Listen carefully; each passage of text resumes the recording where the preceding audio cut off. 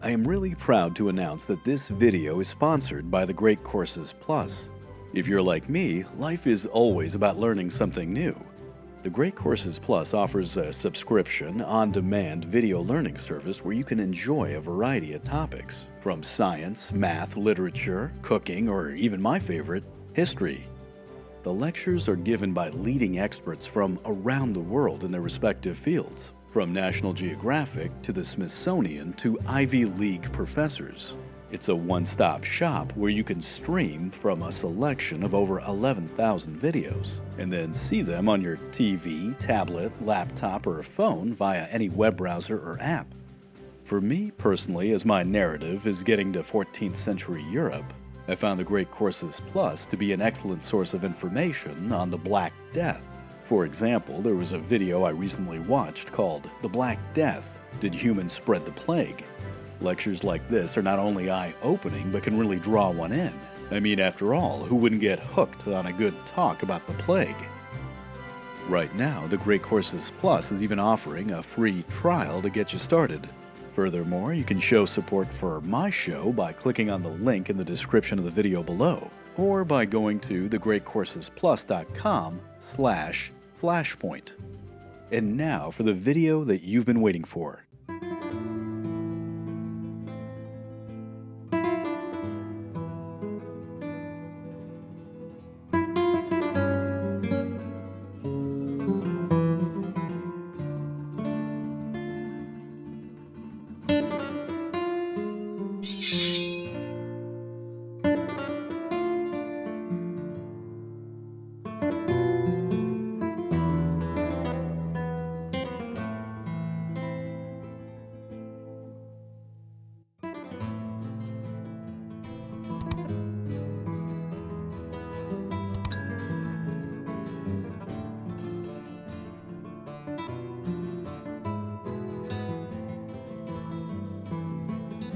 The year was 1212, and the great battle of Las Navas de Tolosa was over. A triumphant coalition of Christian forces, that is, fighting men drawn from the various kingdoms of Western Europe, stood over a field looking down upon a shattered Almohad army. And while the Muslims of North Africa had been routed, the Christian armies, due to logistics and exhaustion, were unable to pursue for the final coup de grace. The Reconquista would now take a bit of a hiatus, as the leaders of that fight would be consumed with domestic problems. Alfonso VIII of Castile would die 2 years later in 1214 and leave his country to a 10-year-old son. Pedro II of Aragon would be killed the next year on the Albigensian Crusade at the Battle of Muret, sowing the seeds of political unrest. Sancho VII of Navarre, in his landlocked and mountainous domain in the north, had little interest in invading the south. And the kings of Leon and Portugal would simply have their own agendas. On the other side of things, the Almohad Caliph, Muhammad al-Nasir, retreated quickly to Marrakesh after his defeat at Las Navas. He left behind his destroyed army and his reputation. Now, while he was able to escape the battle, he was not able to escape his assassination that came the next year in 1213. The Almohad would now enter into a period of rapid decline as massive revolt erupted across their vast empire. This downward spiral only got worse as the Almohad had ineffectual leadership, which was made even more feeble by numerous coups and power struggles. It should not come as a big surprise that with their homeland in flames, Al-Andalus quickly dropped from their list of priorities. Professor Hugh Kennedy, in his book, Muslim Spain and Portugal, sums it up nicely. Quote, "The Almohad army never seems to have recovered from the casualties inflicted on it at Las Navas de Tolosa. After 1212, there is no record of Almohad troops facing the Christians again. Some sources speak of much of Morocco being depopulated by the defeat. And the surviving members of the Almohad tribes confined themselves to Marrakesh and the mountains to the south where they had originated, refusing to answer desperate appeals for help from Al-Andalus." End quote. In the winter of 1227, the ruling Caliph al-Ma'mun made a truce with the King of Castile, paying him a hefty tribute in exchange for peace. And in October of the next year, all major Almohad armies were strategically withdrawn from the Iberian Peninsula. I guess they weren't able to win the hearts and minds of the people. 1228 marked the end of any significant Almohad presence. But if there's anything to be learned about history, nature abhors a vacuum. In the pattern that repeated itself, the people of Al-Andalus rose up once again against their North African overlords. Most of the major cities would establish some degree of independence, but again, all this would really accomplish was the establishment of a myriad of smaller, pettier, and most importantly, weaker Taifa states. For those of you who are keeping score, this was known as the Third Taifa period, also known as a very easy target for anybody out there who was more organized and slightly bigger. And here's the thing, the Andalusi, that is the people of these Taifas, knew that they were in trouble.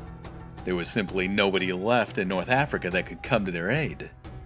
But not all hope was lost. There were those who were, let's just call them, the more politically enterprising, that managed to rise to predominance and bring together a handful of these city-states into a more formidable union. There were several areas where this would occur. Valencia had its own thing going. The lands of the Algarve were coalescing. But there were two major individuals that accomplished this.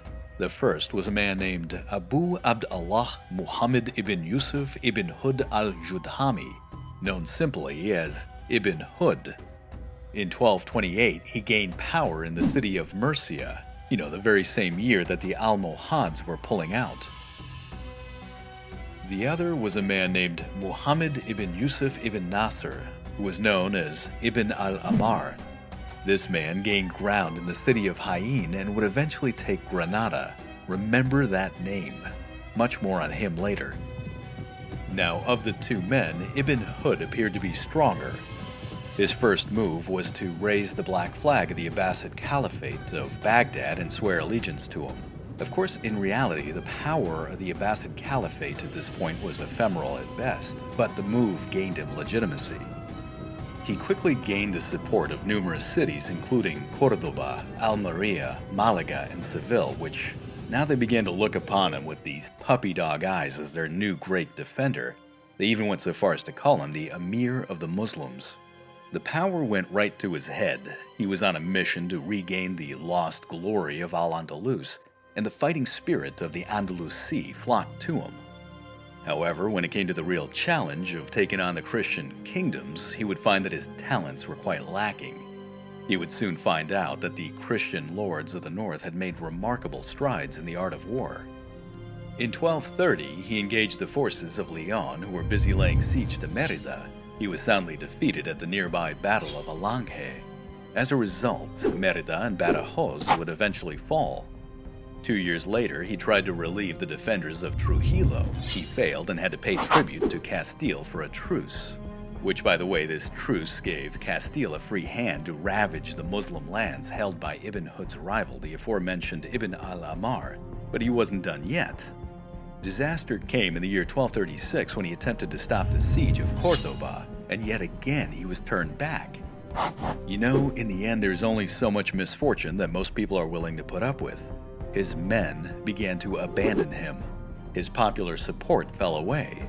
And in the year 1238, as he was on the run and trying to take refuge in the city of Almería, one of his last remaining bastions, he was assassinated at the city gates by the man that he ironically had placed in charge of the city. It was a sorry state of affairs for Al-Andalus, but one man's misfortune is another man's opportunity. This was how the stage was set for our rising warrior king, Ferdinand III of Castile. The Almohads were in retreat, no one else was coming to the rescue, Al-Andalus was divided, and the remaining Muslim commanders were scrambling to hold a very much receding line. Ferdinand III had a playing field that was ready for his grand appearance, but as is the case so many times in history, the story of this powerful man begins with the story of a powerful woman. In the book A Tree Grows in Brooklyn, Betty Smith describes her main female characters as, quote, "They were all slender, frail creatures with wondering eyes and soft, fluttery voices, but they were made out of thin, invisible steel," end quote.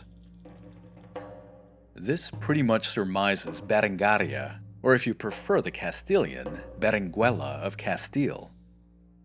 She was a woman who was descended from a very impressive family. Her father was Alfonso VIII of Castile, again the victor of Las Navas de Tolosa. Her uncle, you might have heard of this guy, King Richard the Lionhearted. And her grandmother was Eleanor of Aquitaine, a crusader queen. Her hand in marriage was sought after, and at one point she was betrothed to the son of the Holy Roman Emperor.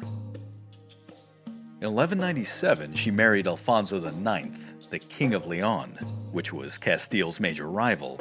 Perhaps there was some plan to ease hostilities. He also happened to be her cousin, and the marriage was later annulled by the Pope on the basis of consanguinity.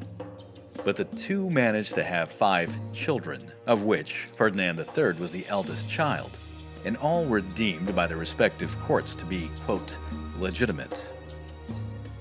Despite their marriage, Leon and Castile would still be at each other's throats, and there would be continued conflict between the two kingdoms.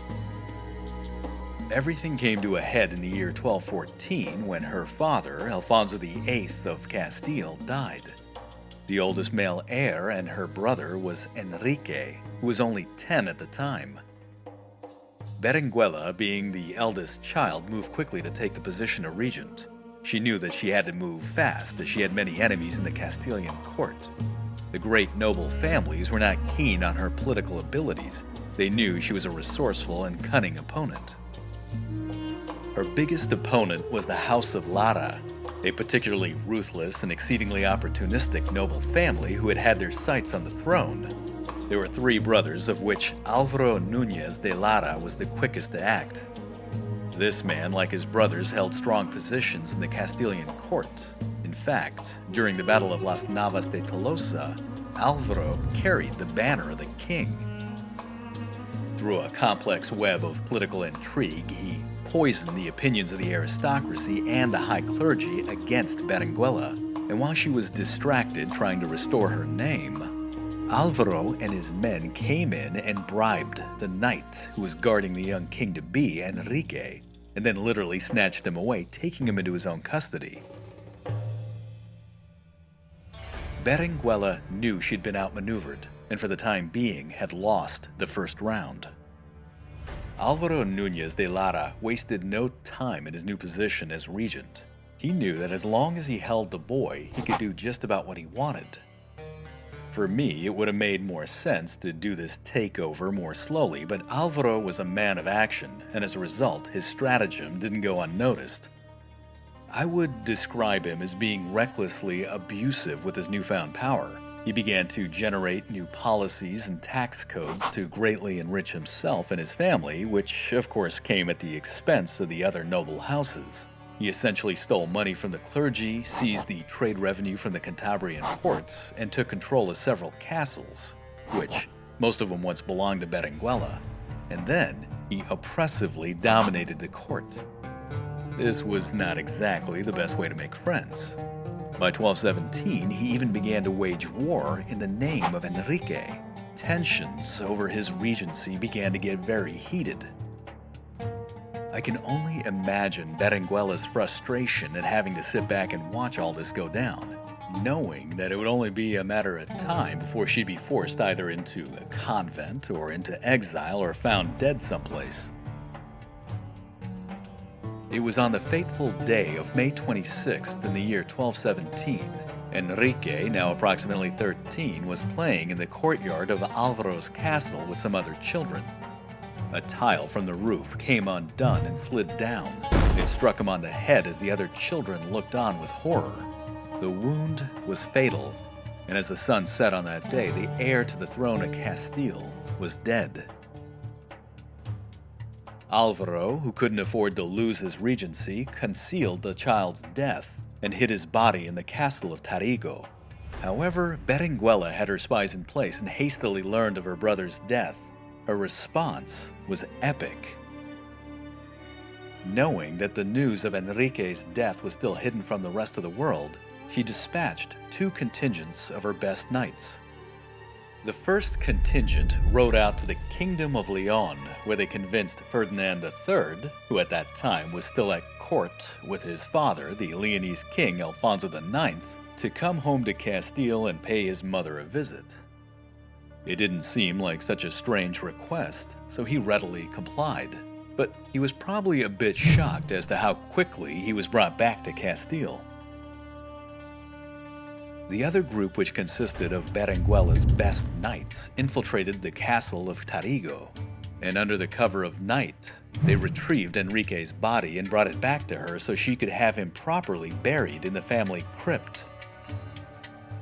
Berenguela then waited for the right moment, once her son, Ferdinand III, was safely in her jurisdiction, and then revealed to a stunned audience that her brother, the heir, Enrique, was dead.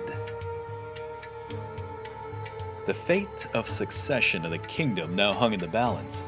The Castilian court and the high clergy assembled to decide who was going to be the next sovereign. It came down to either naming Alfonso IX, who at this point was in league with Álvaro Núñez de Lara as the new king of Castile, or giving it to Berenguela. She had predicted that this was going to happen all along and kind of knew what the court would decide. When it came down to it, many members of the Castilian aristocracy would rather be dead than see a Leonese king in their throne, and even more had had enough of the manipulations of the House of Lara. Berenguela won by a landslide and became the queen regent of the realm. But there was a glaring problem to all this.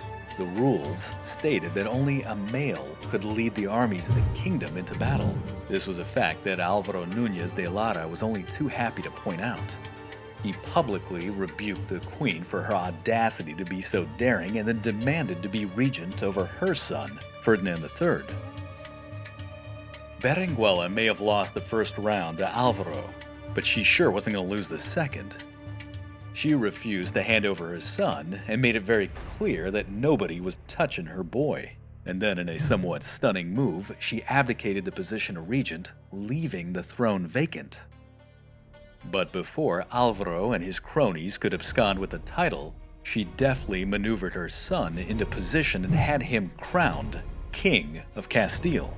She made it clear to everybody that she was not the type of person that liked to lose.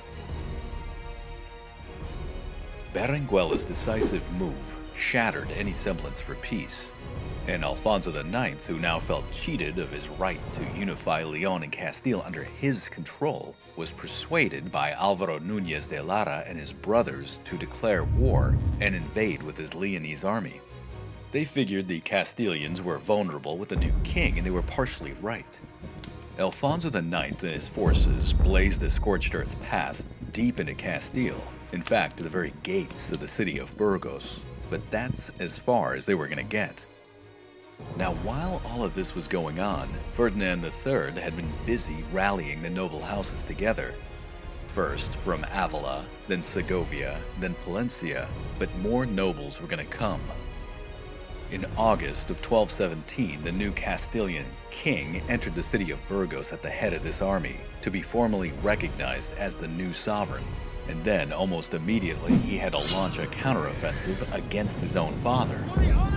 While he wasn't able to crush the Leonese forces, he was able to drive them out of his land. And when they invaded again in 1218, he held firm. In fact, in one engagement, Ferdinand III was able to see through an ambush which was set up by Álvaro Núñez de Lara. He managed to turn the tables, crush the invaders, and capture Álvaro, who I'm sure he presented to his mother as a gift. But just as a side note, this was not going to be the last time that a king of Castile would have to deal with the House of Lara. However, at this point in time, Alfonso IX of Leon had had enough. He made peace with Ferdinand III and recognized him as a king in his own right.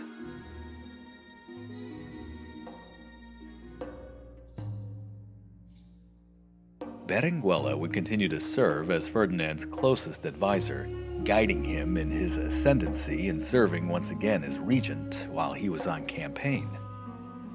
While she might not have had direct power, her actions would still have major ramifications. In 1219, she astutely arranged for her son Ferdinand to marry Beatrix of Swabia, a member of the powerful Hohenstaufen family. And when I mean powerful, Beatrix happened to be the granddaughter of Frederick Barbarossa, the Holy Roman Emperor. By the year 1224, Berenguela got really good at the game of succession. She had a very crafty mind, the kind that allows you to see like 5 moves ahead in chess. She went right to work arranging new marriages and establishing political networks with the sole intent to prevent other kingdoms from being able to muscle their way in and claim any right to the Leonese throne. She knew that the aging king of Leon, again Alfonso IX, wasn't going to be around for much longer. And more importantly, she knew that he didn't have any male heirs. Well, let me put it this way, at least no male heirs that he was willing to recognize. At this point, he had all but written Ferdinand out of his will. As was expected, a few years later, in the year 1230, Alfonso IX died, leaving his throne to his 2 daughters, Sancha and Dulce. But before they could get comfortable and coalesce with their new sovereignty, Berenguela swept in with charm and grace, and, how do I say this politely, she made him a deal they couldn't refuse. She managed somehow to convince the daughters of Alfonso IX, for fine estates and an insane chunk of cash, to relinquish their claim on the Leonese throne. The ink was barely dry on these documents when Berenguela quickly, emphasis on that word, ushered her son into the city of Leon, where he was crowned king of the Kingdom of Leon, and this before anybody could say otherwise. Leon and Castile were thus united under Ferdinand III. They would never be divided again, and the legacy of Castile would go on to have world empire implications. Berenguela, in her later years, was a devoted patron of religious institutions and military orders, like the Order of Santiago. She would continue to serve as Ferdinand's closest advisor, and in his absence while he was on campaign, she would help govern his land, which was now both Castile and Leon. Ferdinand's respect and admiration for her never wavered. He would come to her for her counsel during times of need. As it turned out, they met in the year 1245 to discuss matters of state and to enjoy time in the company of family. But little did they know that that year, mother and son were to meet face to face for the very last time. She died the very next year on November 8th in the year 1246 and left behind a legacy of being one of the most powerful women of the Middle Ages, albeit a bit unsung. Her focus had always been for the betterment of her son, and her sacrifice was not going to be in vain. Ferdinand III would become one of the greatest leaders the Reconquista had ever witnessed.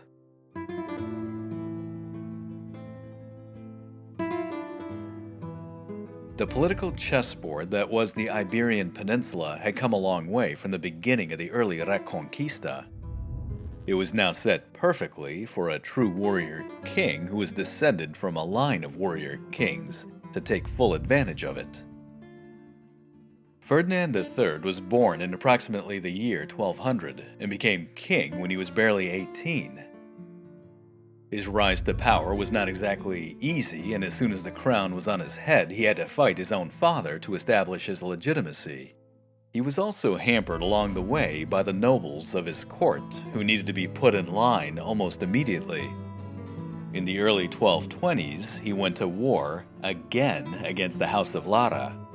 Of the 3 leading brothers, one had gone into service with the Almohad and later died in Morocco. Alvaro, who had gone politically toe-to-toe against Ferdinand's mother, had died of disease in 1218, leaving behind the last brother, Gonzalo, who had characteristically risen up and gone into rebellion. Ferdinand responded to the uprising with speed and crushed it, and this would be a hallmark of his reign. Indeed, he was a king that was able to establish a high degree of domestic tranquility, granted at times with an iron fist, but this allowed him to focus on outward expansion. When Leon and Castile were united in the year 1230, through the astute negotiating skills of his mother, Ferdinand found himself the king of the most powerful state in the Iberian Peninsula, and he was going to use it. His adversary to the south, Al-Andalus, was divided into a handful of petty taifa states once again, and the great power in North Africa, the Almohads, who had been the protector of the Muslim south, were dealing with major rebellions and political infighting which had only grown more intense over the years. When the Almohad were forced to pull their armies out of Al-Andalus in 1228 to deal with more domestic struggles, the Christian kingdoms of the north all rapidly began to launch offensives, one after the other, into what was basically a target of opportunity. The great game of conquest had begun.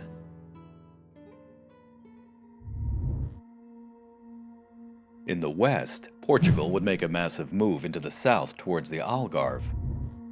In the east, Aragon, under her impressive ruler James I, would engage in a land grab of his own. But Ferdinand would leave them both in the dust. In the year 1230, he inherited Badajoz and Mérida, which his father had conquered after destroying the Andalusi army under Ibn Hud. With the destruction of this army, the majority of the taifa states were now left to their own fate, to resist as best they could or negotiate their way out of a position of weakness. Taking advantage of this, in 1231, Ferdinand launched an offensive into the very center of the Muslim frontier, taking Calatrava, Carzola, and in 1234, the city of Ubeda. The road was now open to strike into the very heartland of Al-Andalus, and in 1236, the Castilian king invaded the valley of the Guadalquivir and arrived with his massive army at the gates of Córdoba. The city was quickly surrounded in February of that year, and a relief force that was sent in by Ibn Hud was decisively beaten back. After 5 months of an especially harsh siege, the city, in the midst of starvation, was forced to open her gates and surrendered on June 29, 1236. The terms of occupation were pretty severe. The Muslim population was required to leave with what it could carry, and the remainder of the urban center was rapidly subjugated under Christian rule. CATLAS, in his book Kingdoms of Faith, tells the story, quote, "Although the former capital's age of glory had long passed, the loss was a powerful blow to the Muslims of the peninsula. The great mosque, founded by Abd al-Rahman I over 400 years earlier, was promptly reconsecrated as the new cathedral, and the bells of Santiago that the Hajjab al-Mansur had hung there as a trophy in 997 were borne back to Compostela in triumph on the shoulders of Muslim captives." To their credit, neither Ferdinand nor his successors destroyed the mosque. Instead, its minarets were repurposed as a bell tower, and gradually across 2 centuries a hulking cathedral was raised up within it, like a stake stabbing upward through what had been for half a millennia the heart of Islam in Spain. End quote. The expulsion of the Muslims on Ferdinand's frontier was largely done to expedite his campaign. He was, after all, in a race with neighboring Aragon and Portugal to grab as much land as he could. But make no mistake, this move depopulated his land, eroded his tax base, and deprived him of a civil bureaucracy, leaving the newly conquered frontier cities a shell of their former selves. In fact, many of the refugees from these cities would escape to the sanctuary of the last great taifa, Granada.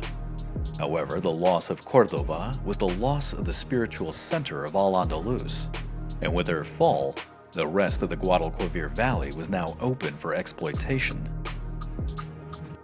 Ferdinand then moved to take Niebla and Huelva in 1238, followed by Écija and Lucena in 1240. The man was feeling pretty darn good, and, understandably so. In fact, at this point, he was feeling so confident with his own offspring that in 1243 he dispatched an army under the command of his son, Alfonso X, with the objective of taking Murcia. That is, before his Aragonese rival could do it. Aragon, after all, at this time had subjugated the Balearic Islands and was also playing the great game of conquest in the peninsula. In fact, this game had become so rapid that the next year in 1244, Ferdinand resourcefully made a pact with James I of Aragon, known as the Treaty of Almizra, to delineate boundaries of their respective conquests. This would give the Castilian king a free hand to drive all the way to the sea. He took Lorca in 1244, Cartagena in 1245, and Alicante in 1248. This would effectively extend Castile from the Bay of Biscay in the north to the Mediterranean in the south. Now, as I had mentioned, the people of Al-Andalus had put their faith in the hands of local strongmen to unite them against the Christian juggernaut. The aforementioned Ibn Hud initially gained the predominant lead in the struggle, but his ineffectiveness in being able to turn back the tide made him lose not only his credibility, but also his life, as he would be killed by his own men. Ibn Hud's major contender was Ibn al-Amar. This man would eventually gain power in Granada and become the first emir of the Nasrid dynasty. He'd be known to history as Muhammad I. Much more on him later. Ferdinand developed the knack of playing both men against each other, extracting tribute from one while attacking the other. And when it suited the Castilian king, he would switch, rinse, and repeat. In 1246, Ferdinand negotiated a somewhat ruthless deal with Ibn al-Amar. He was required to relinquish control of the city of Jaén, which by the time of the negotiations had already been under siege for like several months, which goes to show that even in medieval Spain, gunboat diplomacy can work. Ibn al-Amar was a master at looking at the long game and knowing when diplomacy was the only option in an otherwise no-win scenario. He knew that this deal would bring him peace with Castile, and the loss of the city of Jaén, which was his main base of operations, would actually improve his borders, which instead of sticking out to encompass the city would instead be fixed along the ridge of the Sierra Nevada range. Thus, he would have better internal lines and have a natural boundary for his domain. Ibn al-Amar surrendered the city, had to pay a vast annual tribute, and then had to kiss Ferdinand's hand as a symbol of his vassal status. His only regret, I suppose, was that he had but one ego and pride to lose for his country. But when you look at the bottom line, his nation would survive. However, one of the terms of being a vassal was that he had to provide military support for his master's ambitions. And thus, a contingent of Ibn al-Amar's men were sent alongside Ferdinand's army as they marched to their greatest prize. CATLAS again, quote, Ferdinand III had stepped up the pace of conquest, launching a series of ferocious campaigns aided by his Muslim dependents against the lands of the Guadalquivir. The countryside was ravaged, Muslim peasants were taken prisoner or put to the sword, and one by one the towns of the south fell. The slave market swelled as masses of Muslim captives were sent northward, while in the south, the larger towns were purged of their native inhabitants, who were banished to the countryside if not condemned outright to exile. In the race against his rivals, Ferdinand could not afford a gradual conquest by negotiation, and although the violence of the campaign might cripple the economy of the Muslim South, that Muslim South would at least belong to him and his heirs. The strategy paid off, and by the time Alicante fell in 1248, the king, together with his son Alfonso, had set up camp outside of the former Almohad capital, Seville. End quote. The siege of Seville began in the summer of 1247 and would go on for 16 months. Ferdinand set up a ring around the city that he would gradually reinforce with more troops, including those of Ibn al-Amar of Granada.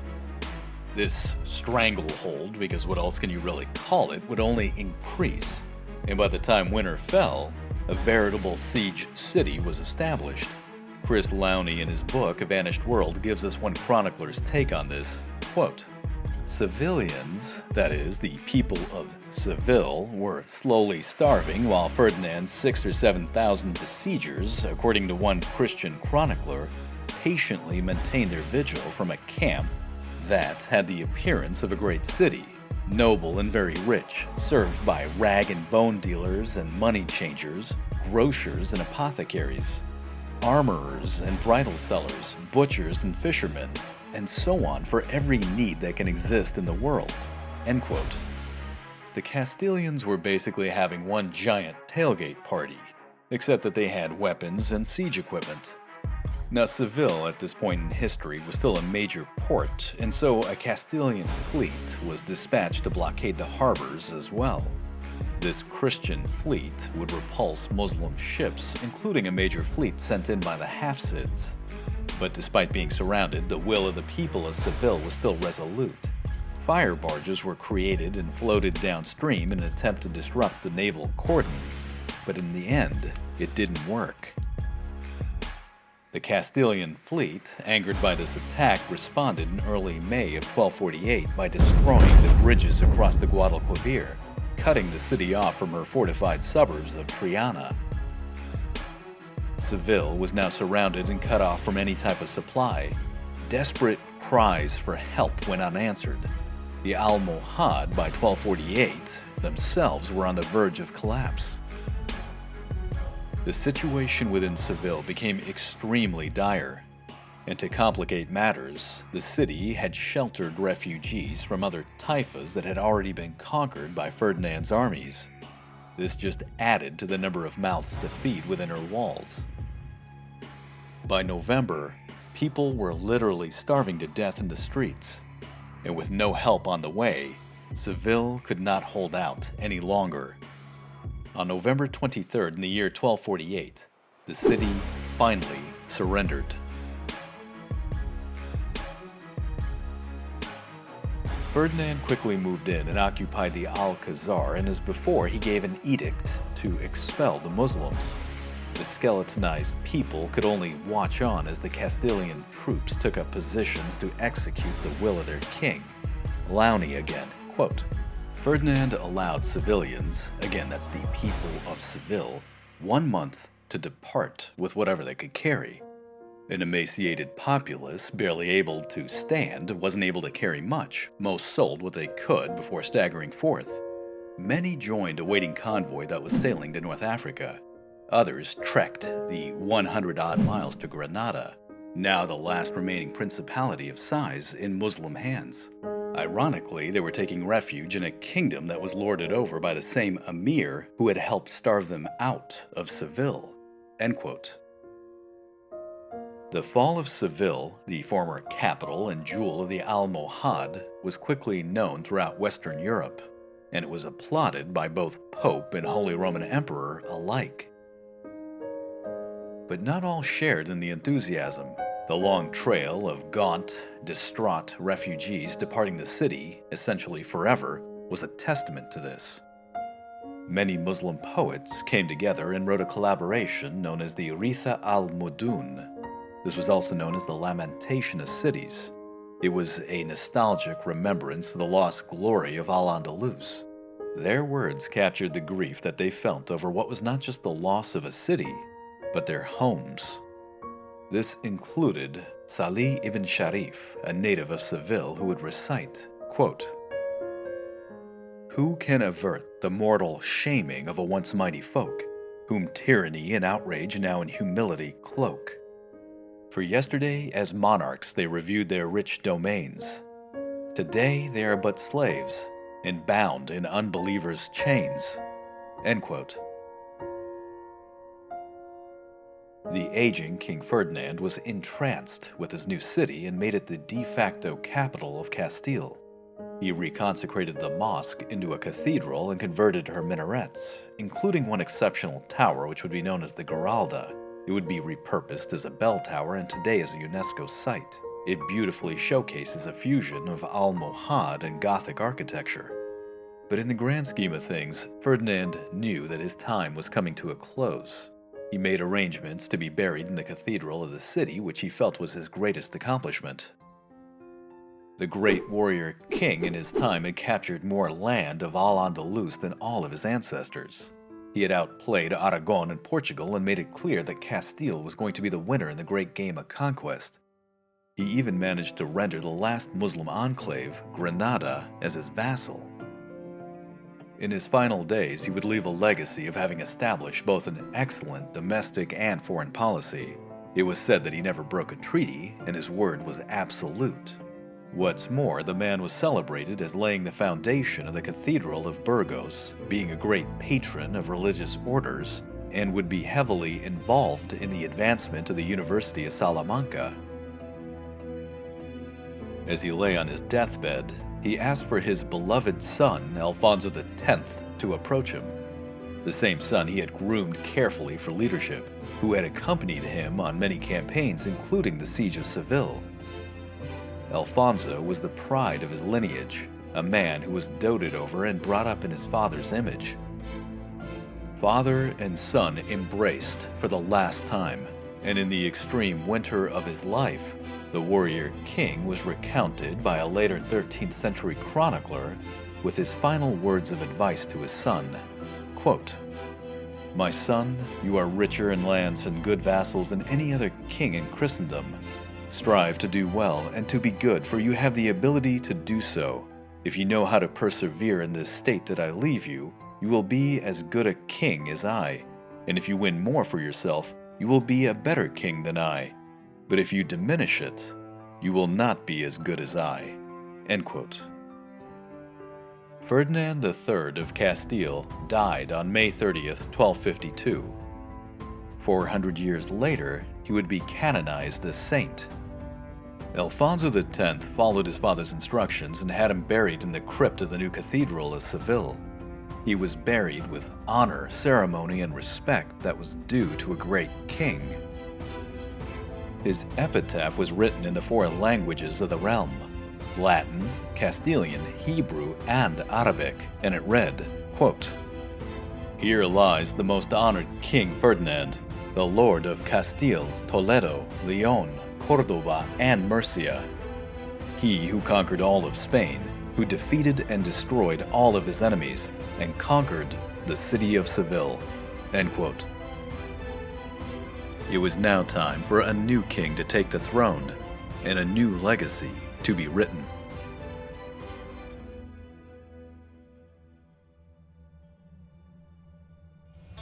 The world that Alfonso X had inherited was drastically different than that of his father. He became king of a united and powerful Leon Castile that had expanded to take most of Al-Andalus, including the cities of Cordoba and Seville. But with that power came greater challenges and contenders. Castile, as it would turn out, was not the only one who was gaining dominance. On the western end of the peninsula, Portugal was also a part of the great game of conquest. She began to coalesce under her new king, Afonso Henriques, who came to power after his victory at São Mehmed. He would go on to consolidate that power at the battles of Ourique and Valdevez. This culminated in the year 1143 with the Treaty of Zamora, a treaty between Leon and Portugal giving the latter her sovereignty. The momentum was there. Lisbon would be taken 4 years later with the help of crusaders.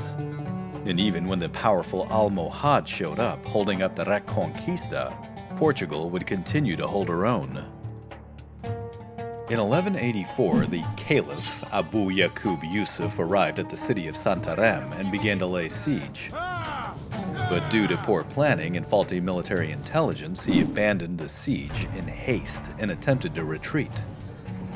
His withdrawal was poorly planned, and the mighty Caliph found himself on the wrong side of the river Tagus without sufficient guard. And this, just as a contingent of Portuguese cavalry found him.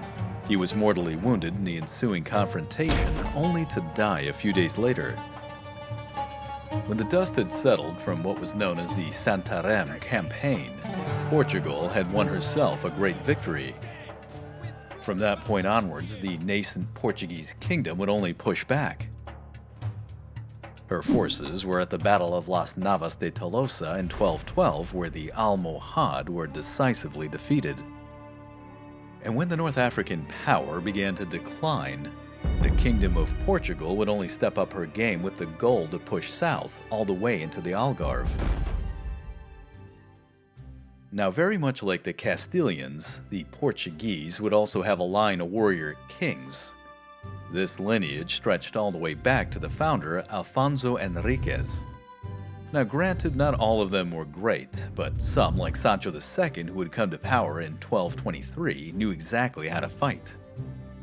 2 years after establishing his rule, he would lead a raid into Almohad territory that would see his troops ravaging the lands all the way to Seville. By 1234, the cities of Mura, Serpa, and Bija would be in his hands, and by 1242 he added Silvas and Tavira. But while Sancho II was a warrior king, he was not a very good politician. While he was on his various military campaigns, internal strife and turmoil gripped his kingdom and plunged it into civil war. This was a civil war that was so bad that he was actually deposed by the Pope. Sancho II had to go into exile in Toledo, where he eventually died. He thus left the remaining conquest of the Algarve to his brother, Alfonso III, who completed it by 1249, and in the process just about established Portugal's modern borders. The only downside to all of this success was that there was literally no more land from Islamic Spain that Portugal could take. Her only major border was now with Castile, and in the subsequent years, she would have to fight to maintain her land from her powerful neighbor. But while all of this was going on the other side of the peninsula, Aragon was also on the move. Aragon got a late start in the game of Reconquest, but she was lucky in that she had good kings when the time demanded it. Alfonso I, who was known as the Battler, took the great city of Zaragoza and expanded the kingdom. His grandnephew, Pedro II, would come in to secure the left flank of the Christian army at the Battle of Las Navas de Tolosa. His men held the line against an overwhelming Almohad onslaught. Both men embodied the true essence of a warrior king. And just as well, both men died just horribly in battle.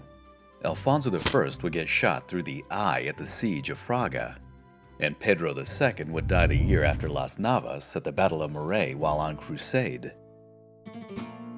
Pedro II's son, Jaume, or James I, was thus from a long great military tradition, as many people in his family had fought and died in war. I guess you could say he had a lot to live up to. James I was born in 1208 as the only son of Pedro II. He was a mere 5 years old when news reached the kingdom of his father's death while he was on the Albigensian crusade. Now, before the nobles of Aragon could seize the boy and manipulate his birthright, he was literally taken in the night into the custody of the Knights Templar. He was then placed under the watchful eye of the head of the order while his great-uncle served as regent. But his uncle was not a very good leader, and the kingdom would descend into chaos during this time. The counties of Barcelona would even attempt to break off. But when James was old enough, he married the daughter of Castile and then would go on to wage war against his own nobility, bringing them back into the fold. By the year 1227, he had restored the crown of Aragon to her former status and had established a treaty with Louis IX of France, securing his eastern border. He was now ready to grab a big chunk out of Al-Andalus. In September of 1229, he sailed from Tarragona to the Balearic Islands on board a fleet of 150 ships, carrying 15,000 infantry and 5,000 cavalry. He was eventually reinforced by soldiers from Pisa and Genoa. His main target was the large island of Mallorca, which he took by direct assault. He seized the capital and captured her Muslim king, who eventually capitulated, but when he didn't disclose the location of his treasure, James had the king's teenage son brought forth. In the king's own throne room, he had the son tortured, eventually killing him in front of his own father, forcing him to disclose the whereabouts of his funds. Well, what can I say? James I was not the type of king you wanted to annoy. The very next year, in the year 1230, he landed on the neighboring island of Minorca, but this time with just a handful of his troops. He ordered his men to light multiple fires for each soldier on the beach, which fooled the ruler of the island into thinking that a vast host had landed. Minorca capitulated quickly, and without a fight. With his Balearic Island campaign concluded, James I returned to the peninsula where he began to move on his next prize, the city of Valencia. The remaining Andalusi mobilized an army under their commander Ibn Mardanish, which met the forces of Aragon at the Battle of El Puig on August 15, 1237. Aragon would win a decisive victory that day, and the road to Valencia was now open. James, not to be outdone by his contemporary, Ferdinand III, who had just taken Córdoba 2 years prior, went right to work. The siege of Valencia began in April of 1238. The King of Aragon was able to invoke the Banner Crusade, and thus knights from all over Western Europe arrived to assist in the fight. Indeed, even a fleet from the county of Barcelona arrived to blockade the harbor. The defenders of Valencia knew that there was no one else coming to their aid, and so, without any other options, on September 28th of that year, the city surrendered. On October 9th, King James I of Aragon entered the city. He, quote, purified the mosque and consecrated it as a cathedral to St. Vincent. As his colleague, the King of Castile, had done, he expelled a vast amount of the Muslim population, numbering by some estimates to be over 50,000 people. The capture of Valencia would earn the King of Aragon the title James I, the Conqueror. Louis IX of France would even go so far as to give him a thorn from the crown of thorns for his exploits. The man was on a roll, and as mentioned before, in 1244 he ratified the Treaty of Almizra, which again delineated the zones of conquest with neighboring Castile. This Aragonese king would rule until the year 1276, that's 63 years, giving him the distinction of having the longest reign. During this time, he would become a patron of the universities, including one of the main founders of the University of Valencia. From a building perspective, he laid the foundation of the Cathedral of Lleida. He was also heavily involved in writing, including the writing of the Libra de Saviesa, the Book of Wisdom, and his autobiography, the Libra del Fets, the Book of Deeds, amongst several other literary and scholastic pursuits. Now get a load of this. At one point in 1267, in one of those weird twists of history, he was approached by the Mongols to go on crusade against the Mamluks of Egypt, which, with his busy schedule and all, he unfortunately didn't find the time for it. But perhaps one of his most interesting endeavors, and some would argue that this was actually an early attempt at unification between the kingdoms of Castile and Aragon, that he offered his daughter Yolanda to the new king of Castile, Alfonso X, and it's with him and the legacy that he was going to leave that our story will continue.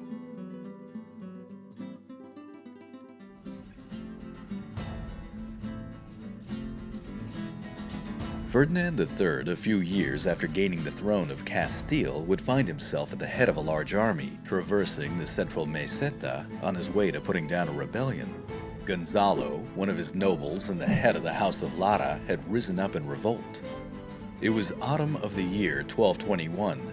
The king, leading his column, made an impressive sight, someone who Simon Doubleday in his book The Wise King would refer to as a, quote, devastatingly effective military leader, the paragon of Christian warrior values, end quote.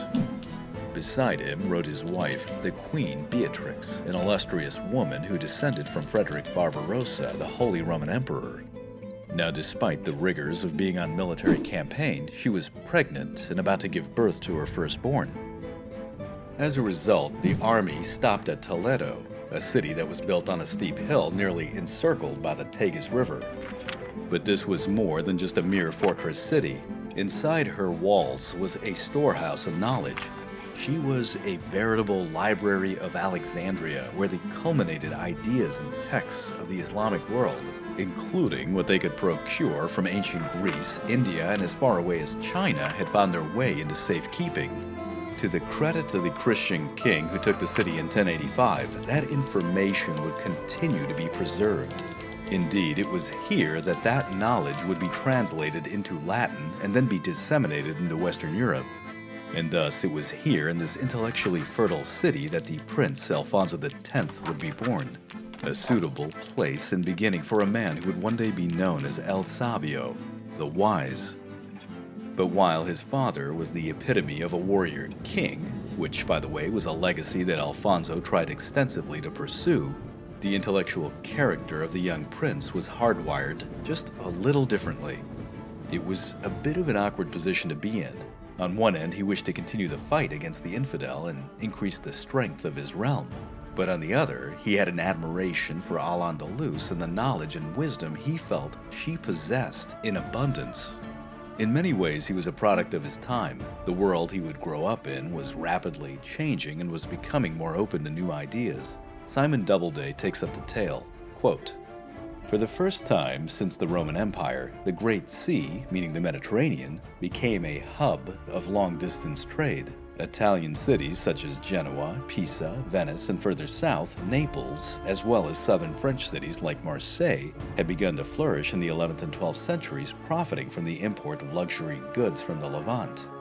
But equally vibrant were Barcelona, and especially the Mediterranean cities of Islamic Spain, which were deeply enmeshed with the luxury goods trade, and thus ultimately with the Silk Route that spanned the Asian continent.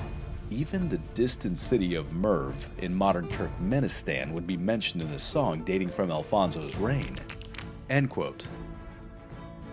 This was a booming time for trade and culture in the Iberian Peninsula. So it should not come as a big surprise that the young prince enjoyed a childhood that was a reflection of an expanding and prosperous kingdom. In fact, by the time he reached the age of 9, Castile and Leon would be united. He was therefore given all the privileges that came with this position, including a world-class education. The young prince would grow to become a voracious reader, and in time would become fluent in Portuguese, Catalan, Hebrew, and Arabic, in addition to his own native Castilian. Ironically enough, his closest childhood friend was a boy from the house of Lara, Nuño González, who just happened to be the son of Gonzalo, the very man who had led the rebellion against his father, Ferdinand III. But as he grew up, his education was not going to be limited to just what he could get out of a book. When he was able to ride, he joined his father on campaign, and there he learned the art of war from the best. He watched and learned how to command men in the field, how to understand logistics, and how to lay siege to a city. One of his greatest lessons came in the year 1236 when he personally witnessed the fall of Córdoba. And then, in 1243, he was given his first true test at command. He was given the title Alferez, or Standard Bearer, and was dispatched with a contingent of the Castilian army to negotiate the surrender of Murcia, which he dutifully accomplished and returned to the proud gaze of a father who felt that his son was becoming a king in his own right. But in 1248, as his father's health began to decline, the young lion was given even more responsibility. He was assigned to personally assist in the greatest siege his father had ever undertaken. Seville was no ordinary city. She was a prize that was valued as far back as the days of the Umayyad Caliphate. When the Almohads came, they made her an unrivaled capital of Al-Andalus. The city walls and aqueducts were improved. The famous Alcazar was created, along with her stunning botanical gardens. In the heart of the city, a massive mosque was built, along with an impressive minaret that only had her equal in Marrakesh. When the city fell to the Castilians in late 1248, Alfonso found himself enamored by what he saw as he rode in triumphantly alongside his father. The art, the architecture, the places of learning. The Almohad Tower of Gold alone was for him breathtaking. The Christian chroniclers, in retrospect, recorded the taking of Seville with grandiose. They emphasized that Seville, along with the other captured cities of the frontier, were quickly organized, and the lands were parceled out to the soldiers and the deserving nobility that fought under King Ferdinand III. But the chroniclers failed to mention how the frontier cities became near ghost towns. Because for the Muslims of Seville, who made up a majority of the population, it was a completely different story. They had been starved into submission and then were given a month to sell what they could and then get out. As a result, populating and attracting settlers to these frontier cities would continue to be a challenge for the Castilian monarchy for the next several decades. Nevertheless, this did not deter Ferdinand III in his final days from being absolutely captivated by the city. Seville would serve as his headquarters as he worked to beautify her again, despite the fact that his health continued to fail. Alfonso would stay close by as time permitted, but the young prince, now coming of age, needed a bride. In 1249, he married Yolanda, or Yolante, the daughter of the King of Aragon. And she, like many powerful women in this story, found herself being a decisive force to soothe tensions between Castile and Aragon, which she would have to do on more than one occasion, earning her the distinction of being a skilled diplomat. However, the prince would find himself being drawn back to the great city. Alfonso continued to take on more and more obligation to the crown, and was in Seville on the very last night of May 1252. That night, he was called to his father's side. He sat down in the king's chamber and held his father's hand. It was not much longer until he witnessed his father's death and heard his last words. "If you know how to preserve in this state that I leave you, you will be as good a king as I, and if you win more for yourself, you will be better than I. But if you diminish it, you will not be as good as I." These final words of the great warrior King Ferdinand III, which implored Alfonso to be a good king, if not a better one, were meant to be both advice and a challenge. Many historians say that these words bore into Alfonso like a nightmare, and they would haunt him to his final days. But these very same words also instill in the new king a sense of urgency, and this would show in the early days of his reign. The year after he became king, 1253, he fought a successful campaign with Portugal taking the Algarve. This land would be returned about a decade later, but only after Alfonso had arranged the marriage of his eldest daughter to the King of Portugal. Castile had risen at this point to being in the first-class status. That is, she gained the role of being the major Christian power in the Iberian Peninsula. And being the big kid on the block meant that others would come to you for recognition and diplomatic ties. That is what comes with being in the top tier. Readily coming to mind was Henry III of England, who would seek Alfonso's support in laying claim to parts of Navarre and pursuing a war against Louis IX of France. Alfonso agreed to help him out and began to harass Navarre. And as far as Louis IX, our young sovereign would eventually re-establish good diplomatic ties with him, as we shall see. By 1255, the wise king was further delighted as the first male heir to Castile was born. His name was Ferdinand de la Cerda, a boy that would be loved intensely by his father and was groomed almost from the start to be the next king. Now, with his lands secured and his neighbors either subdued, paying him tribute, or allied via marriage, Alfonso began to set his sights on something greater. Of course, the words of his father to be a better king were still ringing in his ears. The year after his son was born, William II of Holland died. This man happened to be the Holy Roman Emperor, and that would be a title that would become Alfonso's obsession. Alfonso had a powerful, relatively stable kingdom, a good economy, and could lay hereditary claim to the title through his maternal line. Again, his mother had descended from a prior Holy Roman Emperor. And what's more, the Pope at the time, Alexander IV, who would bestow the title, held Alfonso in high regards. So why not pursue this? And of course, keep in mind what it meant to be the Holy Roman Emperor. It was a mark of distinction that elevated one from being just a regional power to an international one. This was a title that had its foundations that stretched all the way back to the time of Constantine the Great. The major problem was that it required a tremendous amount of money and a dedicated focus. Alfonso X's obsession with this title would eventually cause him to debase his coinage, impose higher tariffs, and increase the tax rate, with the expected results of creating hardships for his peasantry, eroding his economy, and alienating his nobility.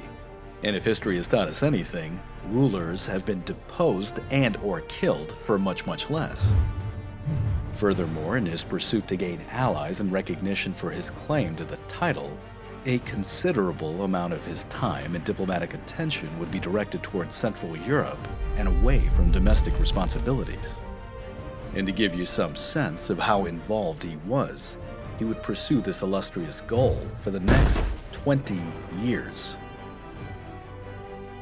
But even though he was condemned for following this fixation, he was applauded for bringing about what some historians would refer to as the Castilian Renaissance. Alfonso considered himself a philosopher king whose purpose was to bring enlightenment and wisdom to his people. He valued the ideals of high culture and wished to reorganize his people under a system of universal monarchy, which some historians say he got the idea from the Almohad.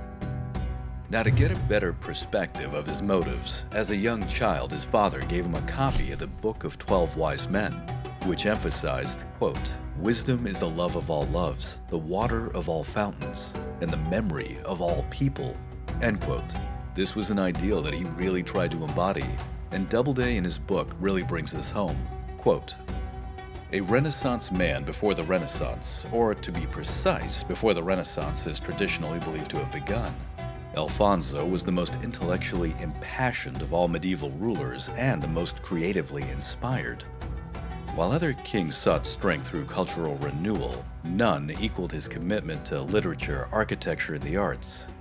Single-handedly, he exorcised the myth that medieval Europe was mired in a dark age," end quote. Alfonso would set about being a major sponsor of various works of literature on a variety of subjects, which included history, astronomy, games, art, philosophy, and law, to name a few. He would also be heavily involved in the translations of ancient texts from a variety of cultures. And he was also a patron to many developing universities, including establishing the charter for the University of Salamanca.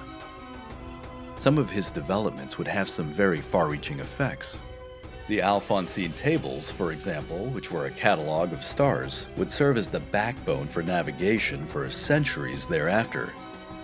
And his Siete Partidas, the 7-part law code system that he developed, would be a reference for the law systems of countries that still exist today. Going to the more domestic side of things, it needs to be said that the treatment of non-Christians was not uniform in Castile. In the cities that had been a part of Castile, like Leon, Burgos, and Toledo, the Christian, Jewish, and Muslim communities were able to coexist, and to some extent there was a certain degree of convivencia. In fact, the wise king had a cosmopolitan court with dignitaries and officials from all three of the major religions. But in contrast, in the lands that were recently taken by his father, which was known as the frontier, and included cities like Seville, Jaén, and Córdoba, most Muslims were expelled despite their importance to the local economies. So make no mistake about this, Alfonso was not a fervent defender of the community of the three faiths. Non-Christians were persecuted and regarded as second-class citizens, and this in part would lead to major strife down the line. The playing field that was the Iberian Peninsula was made up of several competing states. Castile, by far, was the largest. Aragon, to the east, was still attempting to expand and had a tumultuous relationship with Alfonso. The same could be said of Portugal to the west.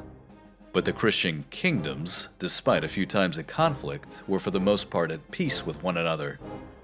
To the south was the Emirate of Granada, the last major stronghold of Islam and for the most part a vassal of Castile. But in North Africa, a new dynasty had established herself, that of the Marinids. The Marinids were a nomadic Berber tribe of the Zenata line that were displaced from their homeland in present-day Algeria. They migrated and found a place within the Almohad Empire. As they were powerful warriors, they would be quickly integrated into the Almohad armies and fought in a host of major battles. But as the Almohad Empire began to fall in the early 1240s, they rose up, took numerous cities, and then captured Marrakesh in 1269. Once established, they were a force to be reckoned with. In fact, when the Christian kingdoms of Iberia invaded North Africa, once in 1260 and again in 1267, it was the Marinids that were instrumental in defeating them. They would be the wild card that, like their predecessors, would intervene in Spain at critical moments, and as a result would offset the political game. And just for the record, they're going to be covered in much more detail in the next episode. This was the political world that Alfonso X had inherited, and he was determined to make his mark. The ancient province of Mauritania was an obsession for the warrior kings of the Reconquista. To them, North Africa was just a part of the inheritance that was claimed by the Visigoth. By the early 1260s, Alfonso had devised an invasion in North Africa. He demanded that his vassal, Granada, comply by sending troops, just like they did for his father during the siege of Seville. But he also added to that demand that Granada essentially hand over the port cities of Tarifa and Algeciras, which would make strategic sense as he would need launch points for that invasion. But the relationship between Castile and Granada were strained at best. Ibn al-Amar, the first emir of Granada, now known as Muhammad I, just flat out refused. Of course, he didn't just come out and say no. The man was, after all, a diplomatic fox, and so he came up with all sorts of different reasons why he couldn't turn over the ports. And meanwhile, he was using these very same facilities to bring in Marinid warriors from the Maghreb to strengthen his position. Of course, a plan like this doesn't go for long without being discovered. And so, in 1264, Alfonso invited the emir to quote-unquote renew their treaty in the city of Seville. But on the night that the emir arrived, Alfonso's men began to build a barricade around his residence. Essentially, they were trying to capture the emir, if not kill him. Muhammad barely escaped the trap and was chased all the way back to his emirate, at which point, what could he really do? He had to declare war on Castile. The Kingdom of Castile responded by mobilizing for the attack, but the mountainous terrain of Granada would not be an easy task. Muhammad I used this time to his benefit. Like I said, the man was an excellent politician and he knew how to play the game. And of course, there is that Machiavellian line that says, never do your opponent a slight injustice. If you're going to be taking on an opponent, especially one that's larger than you, well, you either go big or you go home. Muhammad's response was to launch a major counteroffensive against Castile. Now, he used a combination of both his own troops, along with the ones that he brought in from North Africa, and then he incited a major rebellion, and not just within a single city, but within the entire frontier zone. The remaining Muslims that remained in the frontier lived under Christian rule. They were harshly treated second-class citizens that were quick to rise up. They were known as the Mudehars. Of course, they were backed up by Granada, which, in turn, they were backed up by the Marinids. The Mudehar rebellion that erupted destabilized the entire kingdom of Castile. Murcia, which was Alfonso's first conquest, was overthrown, and shortly thereafter, a dozen other cities were also taken. Now, this included the city of Jerez. Islamic forces arrived in August of 1264 and began to lay siege. The garrison there was led by Nuño González de Lara, who, if you recall, was Alfonso's closest childhood friend. In face of a massive force, he desperately called for help, but the relieving Castilian forces that arrived were simply not enough, and later that month, the city was taken and the garrison barely escaped. As can be imagined, Nuño González was enraged that his friend and liege only sent a scant force to come to his rescue. and his hatred only deepened when Alfonso sharply rebuked him, on the verge of calling him a coward and a traitor. The rebellion would intensify over the next 2 years. Castile was able to hold its ground and then push back. Aragon, who feared that the rebellion would spread, eventually got involved as well. They managed to retake Murcia in 1266 and then dutifully handed it back to Castile. But seeing this loss, Muhammad I of Granada called in more reinforcements from North Africa, and the Merinids were only too happy to comply. It became an escalating mess, but wait, it gets better. Alfonso, who was frustrated with his lack of success, made contact with one of the more noble houses of the Emirate of Granada. He was able to establish ties with a tribe that was known as the Banu Ashquilala. And with impressive negotiating skills, he made them rise up in rebellion within Granada. The effect of having multiple rebellions happening simultaneously pushed the limits of what these kingdoms could take. Finally, both sides had had enough, and Muhammad I called for peace and once again became a vassal of Castile. I guess it would be fair to say that instead of using Machiavelli this time, instead, Muhammad I used the Ferengi rule of acquisition number 76, which states, "Every once in a while, declare peace. It confuses the hell out of your enemies." However, for the preeminent sovereign of Iberia, which was Alfonso, well, he had lost credibility with his nobility, had destabilized his economy, and had engendered hatred within some of his closest friends. But it would be the Mudéjars that would bear the brunt of his anger. Oppression increased, executions began, and many were simply expelled from his lands. Ironically enough, many of these same expelled Muslims would go on to reinforce the population and ranks of Granada. The peace that ensued was, well, it was volatile at best, and the wise king found himself pursuing his prior ambition of trying to become the Holy Roman Emperor. But the political environment had changed.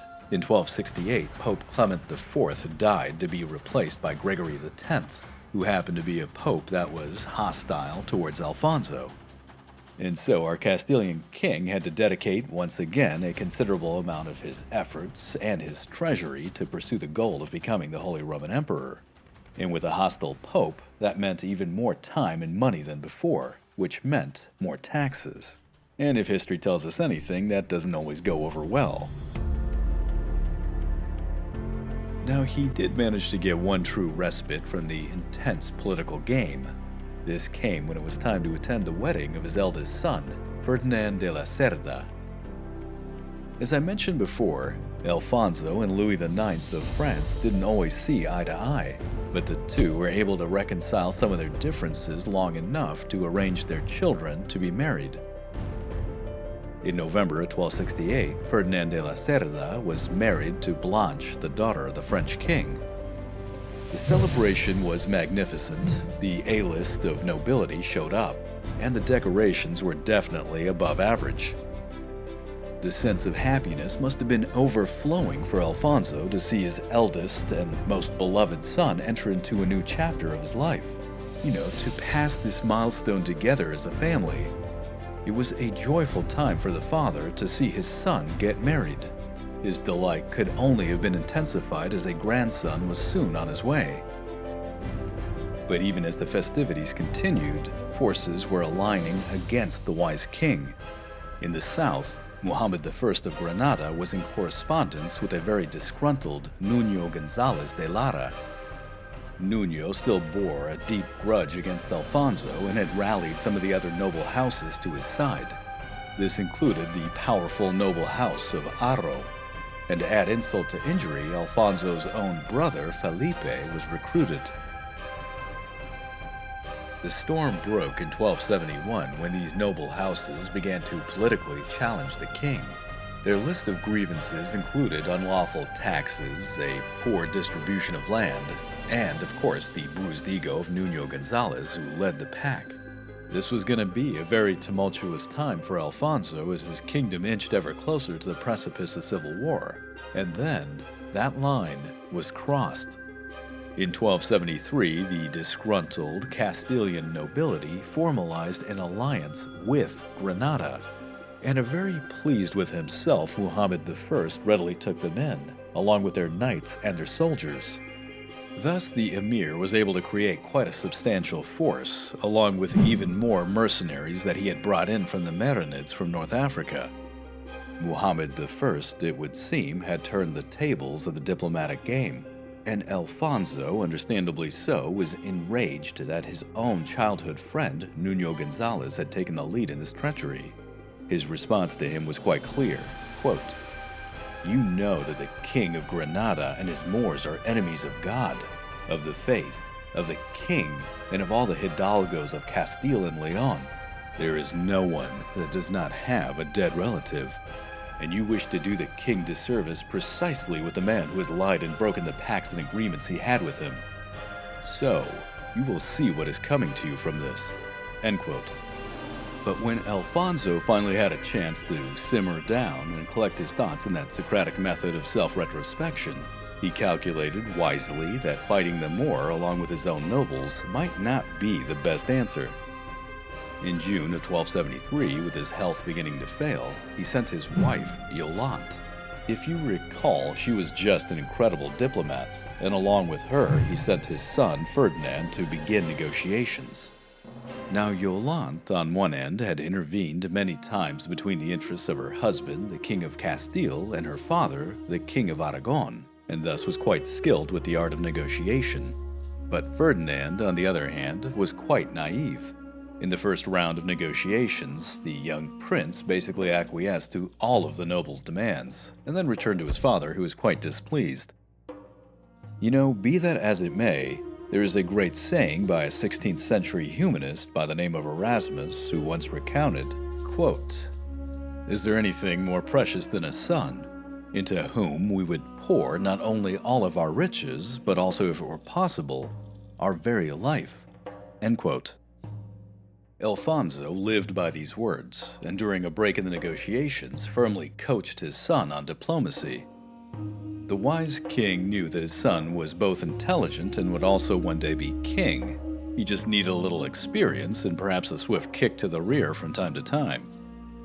The two men, along with his wife Yolande, got together and had an intense period of training, and then Ferdinand returned to the negotiating table.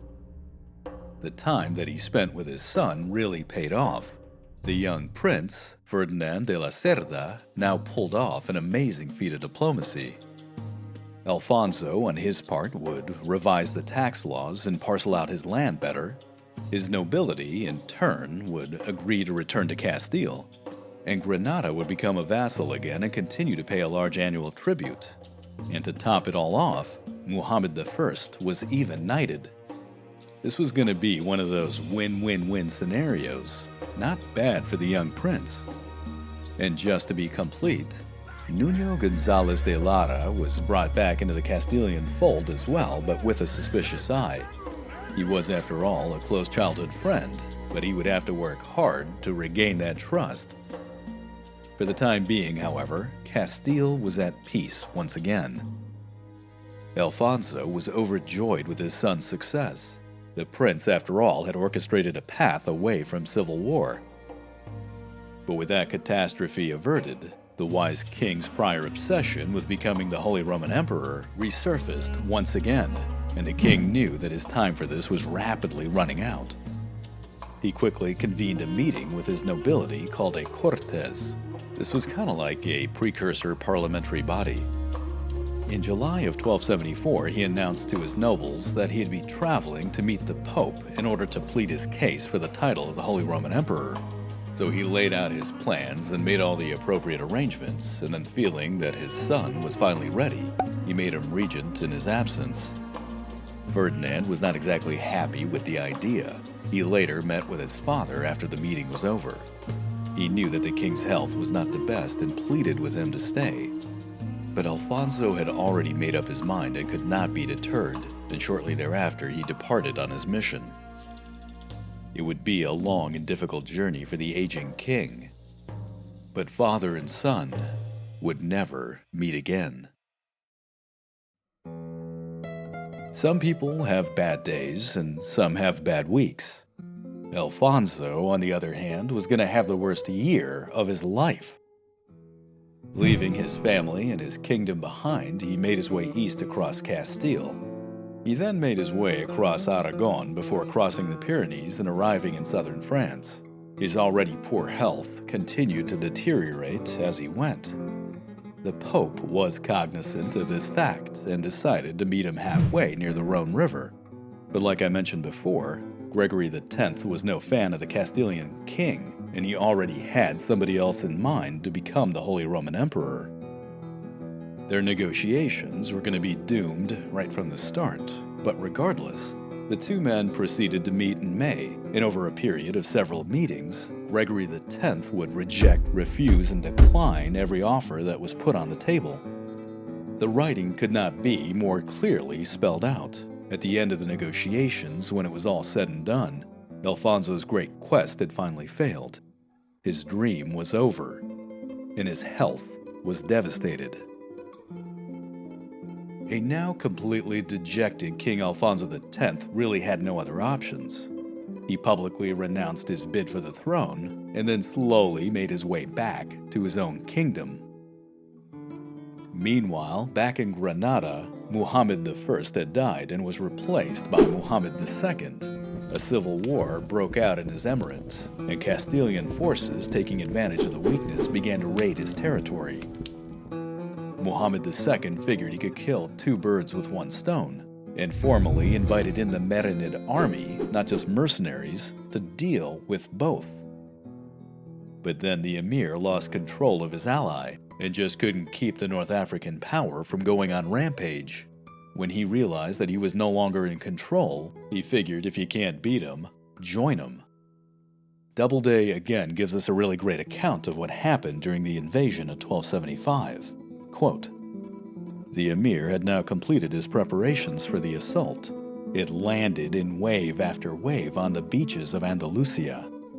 Abu Yusuf, who was the caliph himself, disembarked on August 16th, and then headed quickly to meet the King of Granada. While the King of Granada pillaged the territories around Jaén, the Marinids ravaged the lands in the Guadalquivir Basin near Córdoba, Úbeda, and Baeza. One Moroccan chronicler related how the emir's troops spread out, like a flood or a cloud of locusts. There was no tree they did not cut down, no village they did not destroy, no flock they did not steal. They killed all the men they encountered and took women and children captive. The number of prisoners grew like the flooding of the Nile." End quote. The Prince Regent, meanwhile, readied the Castilian army for battle. He was resolved to make his father proud. A massive force was thus assembled and headed south to meet the Muslim horde. They were determined to throw the aggressor back into the sea. But as Prince Ferdinand de la Cerda arrived at the city of Villarreal, which would one day be Ciudad Real, he came down with a horrendous fever. In a very short time, he lost the ability to lead his men, and then suddenly he became too weak to even walk. In a state of complete delirium, he was confined to a bed. On July 20th, 1275, his men found him, but he was no longer moving. The heir to Castile and the beloved son of Alfonso X had died. There was really no time to mourn his loss. The enemy was loose in the land, cities were being burned and people enslaved. Nuño González de Lara, who had been redeemed to some extent within the eyes of the king, assumed command of the army and led it further south. In September of 1275, the forces of Castile met up with the combined army of Granada and that of the Marinids near the city of Écija. In the book, The Wise King, there is a great description of the ensuing battle. Quote, "The army that Don Nuño had summoned was as thick as black night, or the waves of the sea. As the two forces faced each other on the battlefield near Écija, the Christian knights advanced rapidly, confident of victory. But the emir arose, and in a rousing speech, he called on his men to prepare for martyrdom.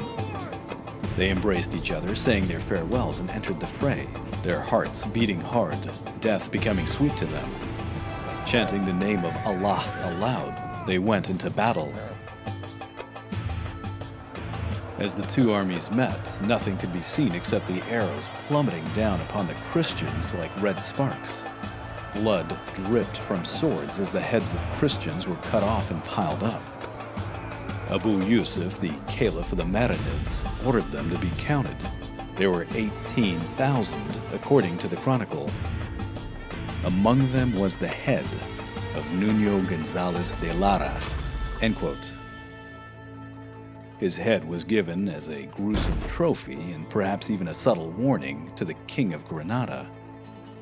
Later that year, in October, another Castilian army would be annihilated, and in this fight, the Archbishop, who happened to be the son of the King of Aragon, would also meet a similar end.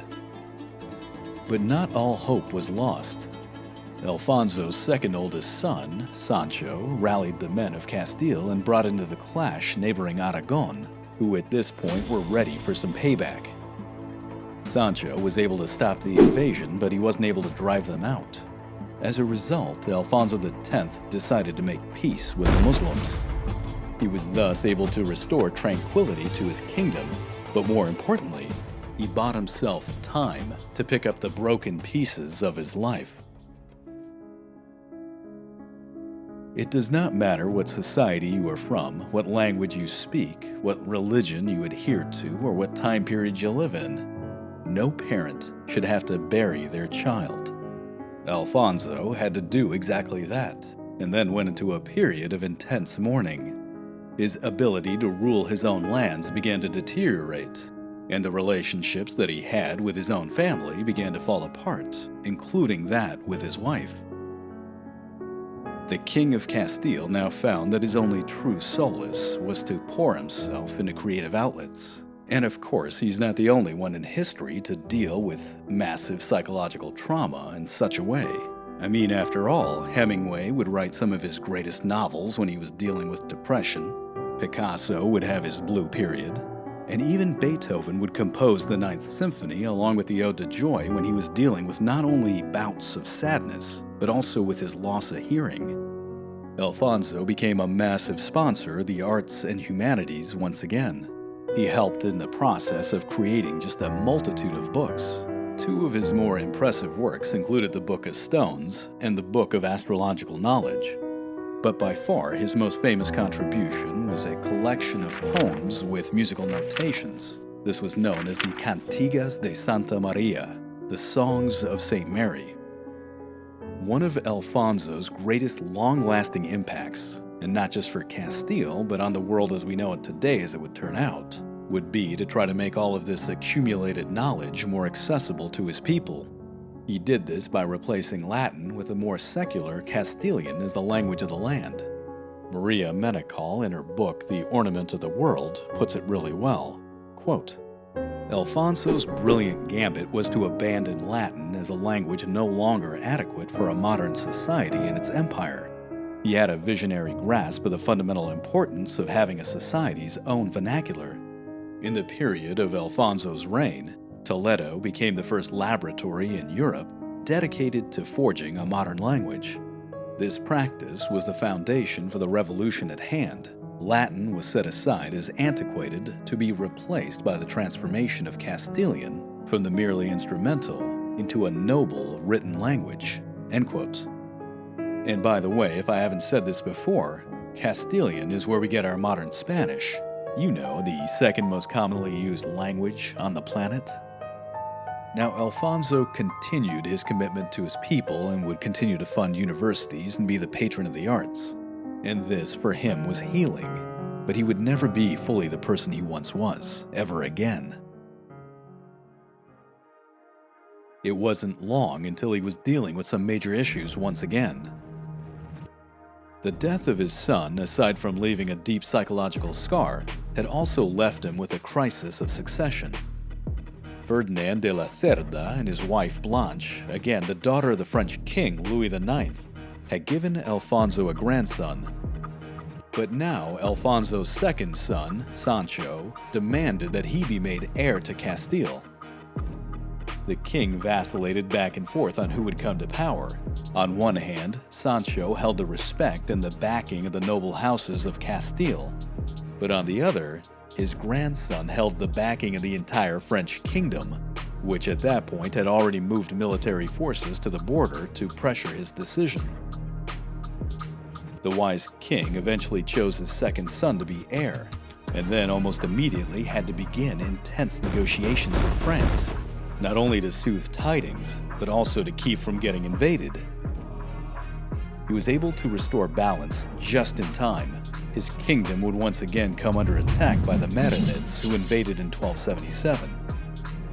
The Castilian counteroffensive he launched, which included a naval blockade of Algeciras, failed, and Alfonso would find himself struggling to establish equilibrium, not only for his kingdom, but also for himself. Eventually, his nobles and his family would find the wise king alternating between fits of despair and extreme anger. His actions would be characterized by his enemies in court as irrational and destructive, and in time some would find him unfit to rule, considering him to be a mad king. One by one, his own family members even began to distance themselves from him. This came to a boiling point in 1277 when he ordered the execution of his own brother for suspected treason. The sad part is that he might have been right. However, this was more than his family could take. Sancho, his heir, had finally had enough. In 1282, after a particularly hateful verbal exchange, the young prince broke off and started a massive rebellion against his own father.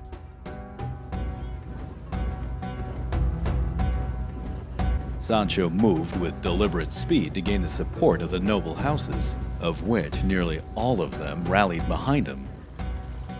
He then dispatched his brothers into the realm to claim strategically important cities and castles. He even managed to convince his other siblings, who were married to the various kingdoms that surrounded Castile, to abandon diplomatic ties with Alfonso. This was an unmitigated disaster. Sancho, in the blink of an eye, had nearly brought down his father's rule. Now, sadly enough, it was said that only the cities of Seville and Murcia remained loyal to the wise king. Alfonso was now isolated politically and abandoned by most of his family. In what must have been just extreme desperation, he reached out to the one person who nobody suspected would come to his aid. A letter was dispatched to, of all people, Abu Yusuf, the emir of the Marinids, and it read, quote, "O victorious king, the Christians have violated their oath of fidelity and have rebelled against me, together with my son. They say he is an old man who has lost his judgment and whose reason is disturbed. Help me against them and I will go with you to meet them." End quote.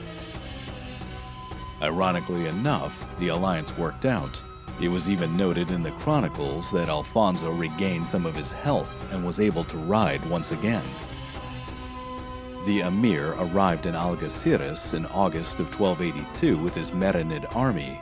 The concept that Alfonso now had reinforcements was a game changer. Cities and nobles that were on the verge of changing sides instead stayed loyal to the king. In fact, when Prince Sancho came to the city of Badajoz, which he figured would simply come over to his side, the governor rejected him, forcing the young prince to lay siege, which eventually failed. His army had to eventually retreat as the combined force of the Marinids and Alfonso's men were coming in. This incoming army laid waste to the Guadalquivir Valley. They nearly took Córdoba, and then they advanced up towards and then past Toledo. And then in November of 1282, Alfonso returned alone with his forces to attack Córdoba, and with impressive maneuvering he managed to take the city. The man may have been in the latter part of his life, but he still had some warrior king blood left in him. Sancho, on the other hand, reeled from one defeat to another. His severe failure at Córdoba was the epitome of this. His faction began to desert him, and the cities under his control proclaimed their allegiance for the king. Even the Pope would now get involved. Pope Martin IV issued a papal bull stating that anybody not supporting Alfonso would be faced with Christianity's highest form of punishment, excommunication. And as can be imagined, once that was said, everybody fell into line. The rebellion had ended, and once again Alfonso was the king of Castile, but now he had himself a Marinid ally and a disloyal son that he would now have to deal with.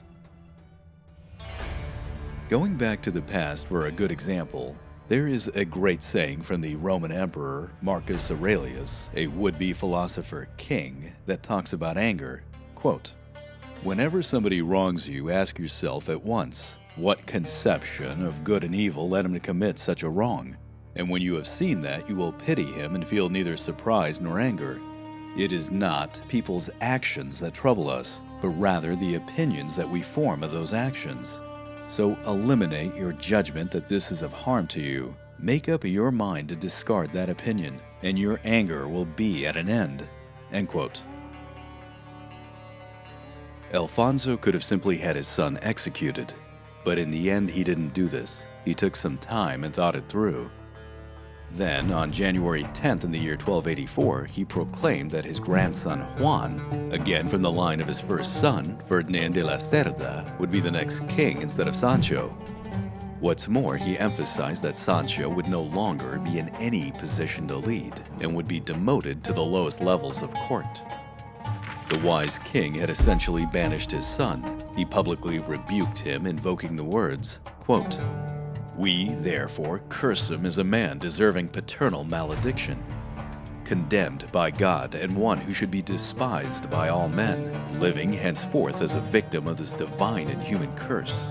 And we disinherit him as a rebel against us, as being disobedient, unrepentant, and ungrateful." End quote. Medieval fathers really know how to hold a grudge. Now, if the story continued as it were, Sancho would have been relegated to a footnote as the son who led a failed rebellion. But fate would interfere. In the spring of 1284, Sancho became desperately ill. When Alfonso got the news, he could no longer bear to see his son as a traitor and the instigator of a rebellion, but instead saw him simply as his son. This change of heart didn't exactly make a lot of political sense, but it did from the perspective of a father, especially one who had lost another son to illness. Alfonso, it was said, wept for Sancho. Thus, in late May of 1284, he wrote a letter to the Pope to vouch for his, quote, "beloved son," and ask for absolution of his sins. He thought, after all, that his son was gonna die, and he wanted to make peace with him. Sancho would not only recover, but he would be restored as the heir to the Kingdom of Castile. However, only 2 weeks after Alfonso wrote his letter to the Pope, his declining health finally caught up with him. On April 4th in the year 1284, the wise king died. Doubleday brings us home nicely, quote, "If Sancho's rebellion had really tempted Alfonso to wrath, we could hardly blame him. But as he lay dying, the wise king may have done what many never achieve. He let go of his anger." End quote. The wise king of Castile stated in his will that he wished to be buried in the church of Santa Maria la Real in Murcia. Murcia was his first conquest, a deed that made his own father proud. She was a city that stayed loyal to him, and his remains lay there to this day. Alfonso X was criticized for many things, being a poor sovereign who failed numerous times as a king, having his kingdom nearly destroyed more than once, and being too distracted trying to become the Holy Roman Emperor. In the end, it would seem that he let his domestic affairs get the best of him, though I question how history would have treated him had he become the emperor. He may not have been a great warrior king as his father before him, but he had lofty ambitions, and as a philosopher king, he left an incredible legacy. History gave him credit for the Castilian Renaissance, and his move to establish Castilian rather than Latin made knowledge accessible to his people. This idea of a secular language, by the way, would catch on and flourish in 13th century Spain. Italy would do likewise, and other European nations would quickly follow suit. The literature that he would help create, like the Mirror for Princes, the Libro de las Cruces, and the Libro de Juegos, would influence a multitude of generations. In fact, the Book of Muhammad's Ladder, I am told, was an inspiration for Dante's Divine Comedy, and his most famous, Cantigas de Santa Maria, would be made into song and be celebrated ever since. And once again, the illustrations alone for the Cantigas are absolutely beautiful. His contribution to astronomy was also impressive. The Alphonsine tables, his list of stellar positions, would serve as the backbone of navigation through the Age of Discovery. Indeed, these tables would be updated for the next 300 years. It is said that they would even go on to influence Nicholas Copernicus in devising a heliocentric model of the solar system, and one copy of the tables, dated to 1492, can be viewed today in the Biblioteca Nazionale in Florence. It's signed by Galileo. What's more, the crater Alphonsus on the Moon, named in his honor, was a potential site for the Apollo 16 landings. But perhaps one of his greatest contributions was his dedication to a code of laws. The Siete Partidas, the 7 partitions, was a judicial system that covered everything from marriage to commerce and crime to public law. This law code would be adopted by numerous countries, including that of the United States. In fact, this contribution was so meaningful that a marble relief of Alfonso now hangs over the gallery doors of the main chamber of the U.S. House of Representatives. It gazes down on each president as they give the State of the Union address. Again, the man may not have been great in his legacy of being a warrior king as his father, who, quote, destroyed all of his enemies. Alfonso struggled to keep his realm together and dealt with incredible hardships both personal and as a sovereign. And to be fair, some of these were of his own creation. But towards the end of his life, he lived out the great saying, "To err is human, to forgive is divine." Alfonso made his mark as a philosopher king. There is a reason why books are written about him. He earned the title El Sabio, the wise king.